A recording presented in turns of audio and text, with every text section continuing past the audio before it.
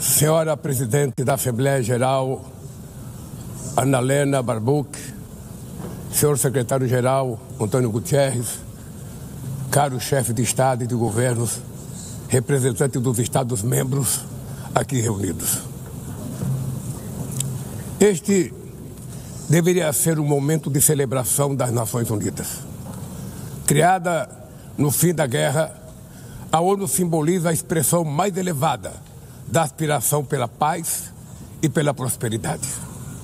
Hoje, contudo, os ideais que inspiraram seus fundadores em São Francisco estão ameaçados como nunca estiveram em toda a sua história. O multilateralismo está diante de nova encruzilhada. A autoridade desta organização está em xeque. Assistimos à consolidação de uma desordem internacional marcada por seguidas concessões à política do poder. Atentados à soberania, sanções arbitrárias e intervenções unilaterais estão se tornando regra. Existe um evidente paralelo entre a crise do multilateralismo e o enfraquecimento da democracia. O autoritarismo se fortalece quando nos omitimos frente a arbitrariedades. Quando a sociedade internacional vacila na defesa da paz, da soberania e do direito, as consequências são trágicas. Em todo o mundo, forças antidemocráticas tentam subjugar as instituições e sufocar as liberdades. Cultuam a violência, exaltam a ignorância, atuam como milícias físicas e digitais e cerceiam a imprensa. Mesmo sob ataques sem precedentes, o Brasil optou por resistir e defender sua democracia, reconquistada há 40 anos pelo seu povo, depois de 2 décadas de governos ditatoriais. Não há justificativa para as medidas unilaterais e arbitrárias contra as nossas instituições e nossa economia. A agressão contra a independência do Poder Judiciário é inaceitável. Essa ingerência em assuntos internos conta com o auxílio de uma extrema-direita subserviente e saudosa de antigas hegemonias. Falsos patriotas arquitetam e promovem publicamente ações contra o Brasil. Não há pacificação com impunidade. Há poucos dias, e pela primeira vez em 525 anos de nossa história, um ex-chefe de Estado foi condenado por atentar contra o Estado Democrático de Direito. Foi investigado, indiciado e julgado e responsabilizado pelos seus atos em um processo minucioso. Teve amplo direito de defesa, prerrogativa que as ditaduras negam às suas vítimas. Diante dos olhos do mundo, o Brasil deu um recado a todos os candidatos autocratas e aqueles que os apoiam. Nossa democracia e nossa soberania são inegociáveis. Seguiremos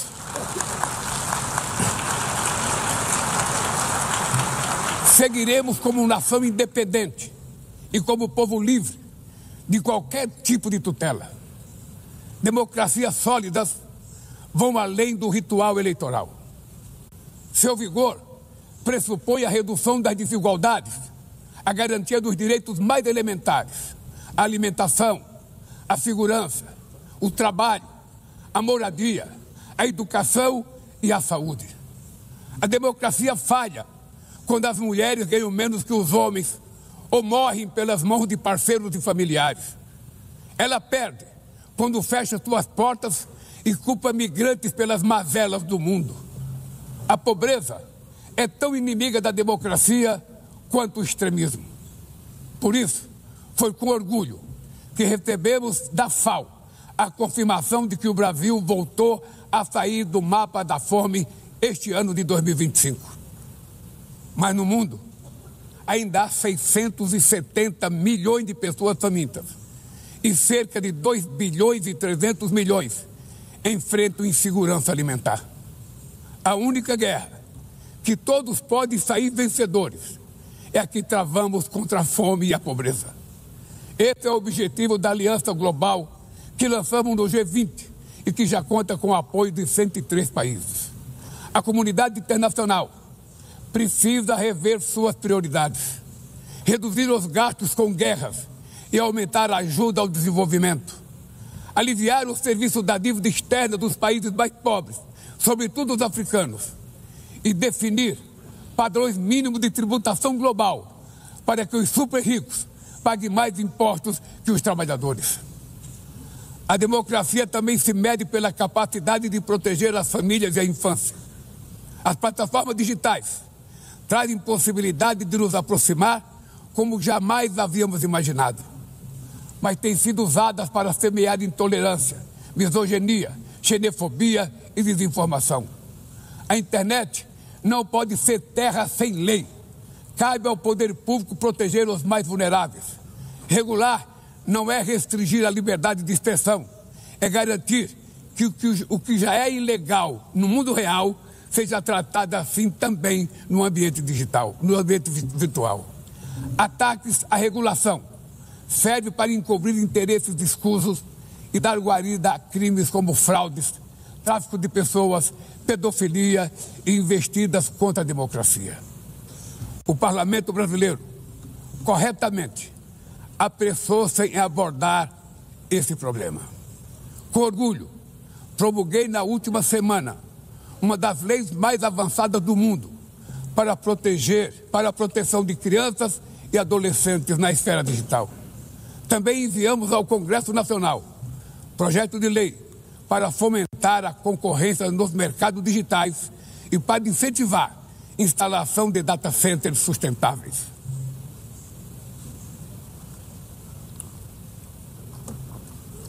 Para mitigar os riscos da inteligência artificial, apostamos na construção de uma governança multilateral em linha com o Pacto Digital Global aprovado neste plenário o ano passado. Senhoras e senhores, na América Latina e Caribe, vivemos um momento de crescente polarização e instabilidade. Manter a região como zona de paz sempre foi e é a nossa prioridade. Somos um continente livre de armas de destruição em massa, sem conflitos étnicos ou religiosos. É preocupante a equiparação entre a criminalidade e o terrorismo. A forma mais eficaz de combater o tráfico de drogas é a cooperação para reprimir a lavagem de dinheiro e limitar o comércio de armas. Usar força letal em situações que não constituem conflitos armados equivale a executar pessoas sem julgamento. Outras partes do planeta já testemunharam intervenções que causaram danos maiores do que se pretendia evitar, com graves consequências humanitárias. A via do diálogo não deve estar fechada na Venezuela. O Haiti tem direito a um futuro livre de violência e é inadmissível que Cuba seja listada como o país que patrocina o terrorismo. No conflito na Ucrânia,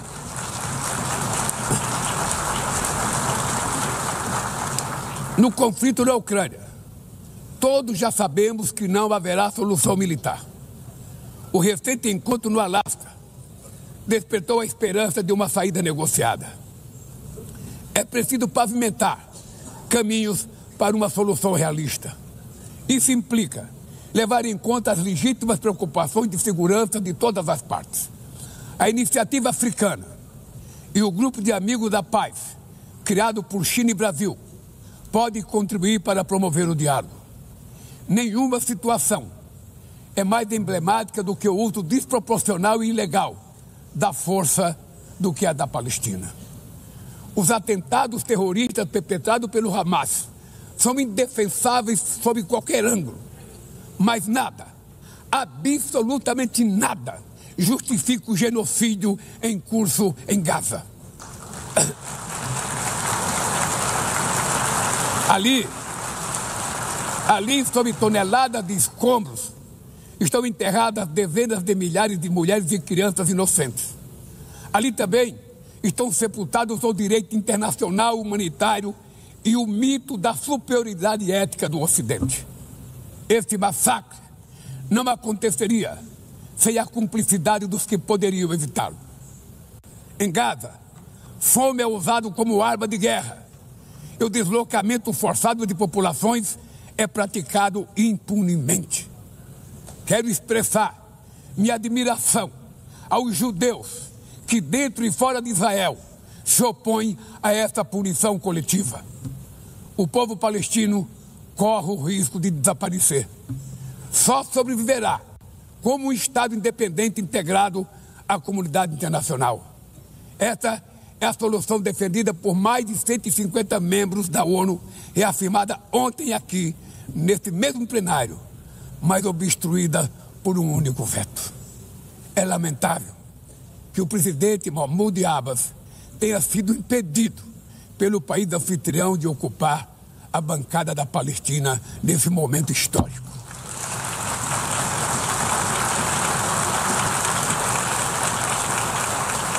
O alastramento desse conflito para o Líbano, para a Síria e o Irã e o Catar fomenta a escalada armamentista sem precedentes. Senhoras presidentas, bombas e armas nucleares não vão nos proteger da crise climática. O ano de 2024 foi o mais quente já registrado. A COP30 em Belém, no Brasil, será a COP da verdade. Será o momento de os líderes mundiais provarem a seriedade de seu compromisso com o planeta. Sem ter o quadro completo das contribuições nacionalmente determinadas, as chamadas NDCs, caminharemos de olhos vendados para um verdadeiro abismo. O Brasil se comprometeu a reduzir entre 59% e 67% suas emissões, abrangendo todos os gases de efeito estufa em todos os setores da economia. Nações em desenvolvimento enfrentam a mudança do clima ao mesmo tempo que lutam contra outros desafios. Enquanto isso, países ricos usufruem de padrão de vida obtido às custas de 200 anos de emissões de gases. Exigir maior ambição e maior acesso a recursos e tecnologias não é uma questão de caridade, é apenas uma questão de justiça.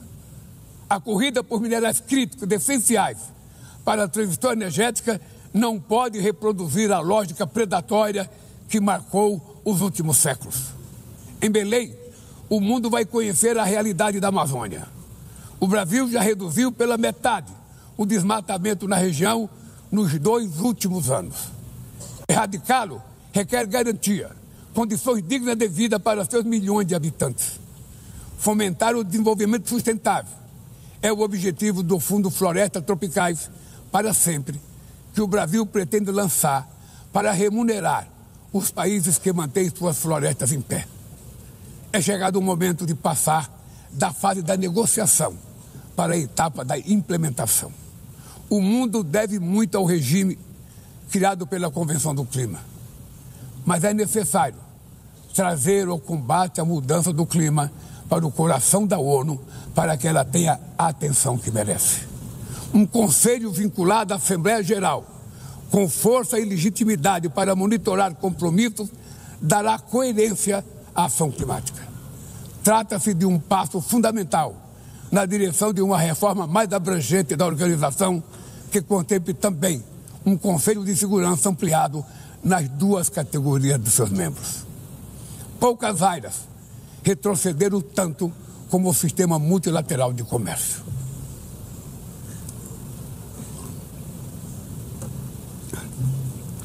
Medidas unilaterais transformam em letra morta princípios basilares como a cláusula de nação mais favorecida.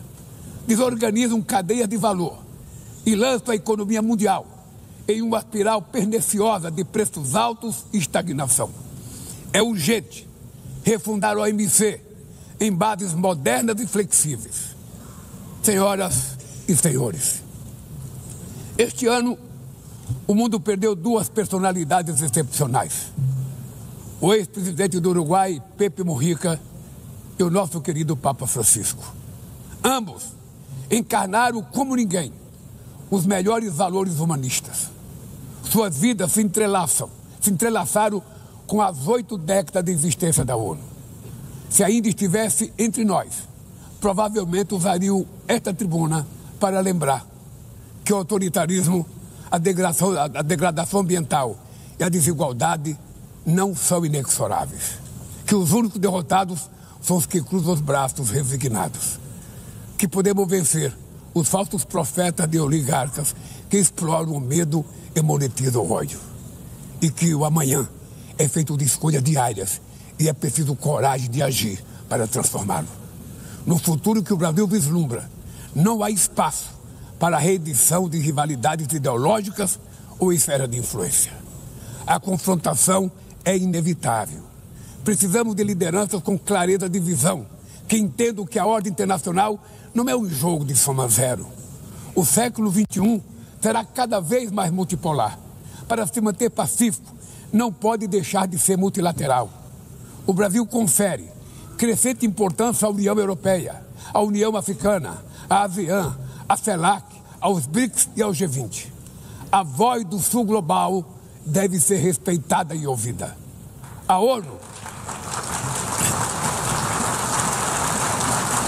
ONU tem hoje quase 4 vezes mais membros do que os 51 que estiveram na sua fundação.